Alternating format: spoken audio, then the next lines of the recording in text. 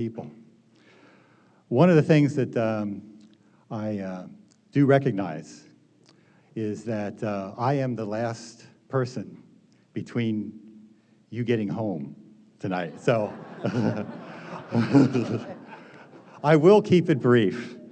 I also did realize when I was looking up here and I see banks and accounting firms and insurance agencies and recruiting, and this is a perfect opportunity to cut some deals tonight.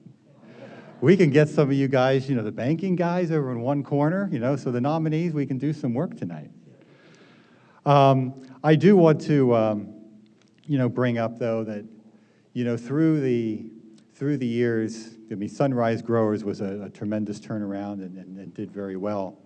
But I have been blessed that over the last about 23 years, I have worked with CEOs. Keith Swain is a terrific human being and a mentor to me. He was with K. Swain Company. Rick Godber, the Trojan Battery Company, again, still a friend and mentor. And Ed Haft, over the last 12 years, through some really tough battles, and we had a lot of success. And I really appreciated, working with all of them as leaders. And we did have a lot of private equity firms. And it is nice to survive the private equity groups, and they were very supportive. We could not have done it without them. And, for me, I look at working with PE firms as, you need to be honest and upfront. But to keep your job, you better make the forecast. Even Murray can be a nice guy, when it comes, if you're making your forecast. I want to thank some others too.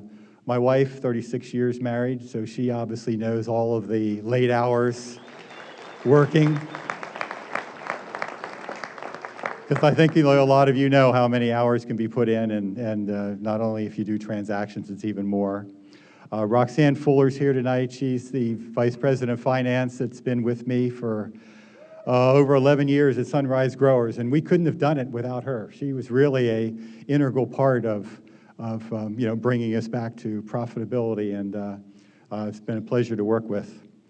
I didn't realize that my son and daughter were going to be here tonight. My daughter came down from San Francisco, and my son, and I'm pleased that they work for some firms that are actually represented here, either in tables or sponsorships tonight. So, what I'm really pleased about is those firms are, they're on their payroll, and they're off my payroll now.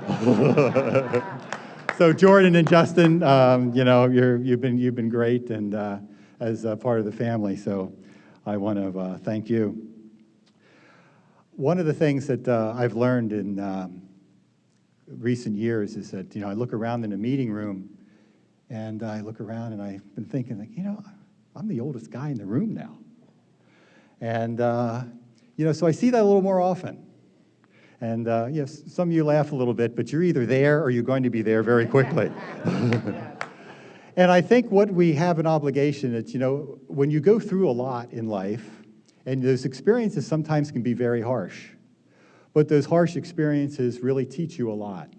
And I think we owe a lot of the younger people. We should mentor and advise the younger people coming up in business. And not only mentor them and say, hey, this is the way we used to do it. No, we have the obligation, even though we're older, we have to learn the new technology, we have to learn new ways of doing things. And I think with us learning those new ways and combining and learning from the younger groups coming up, I think that's very important. And I think we're heard a lot more if the younger people don't think, oh, they're just always saying this is the way we used to do it. We need to also change too. And I know millennials sometimes get a bad rap, but I know a lot of great millennials, and with our tutelage and helping, I think we have a great young business group even here tonight that will be great and follow in our footsteps. So again, I want to thank you for the award. It's greatly appreciated, and I hope you all have a safe drive home.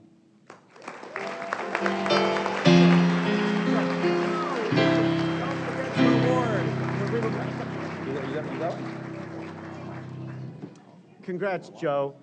I want you to know I've known Joe for over 20 years, and I can assure you he is an extremely worthy recipient of the Lifetime Achievement Award. I want to, let's give it up one more time for Joe. That's a lifetime's worth of applause.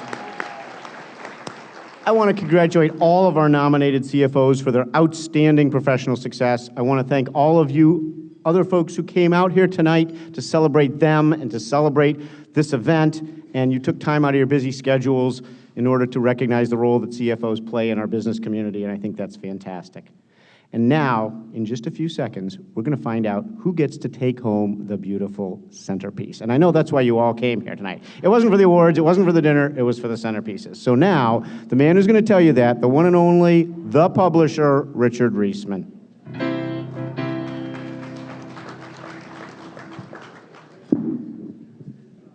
Well, Joe, at my table tonight we had Matt Ovijay, who was a former winner of the Lifetime Achievement Award, and I just know he's pretty pissed off that you insulted him as an old guy.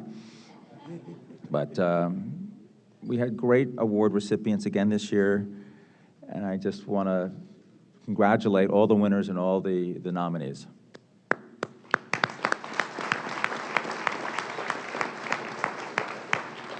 And before the excitement of the Centerpiece Award, I would like to ask Mr. Murray Rudin to step back forward to receive an expression of our appreciation for tonight.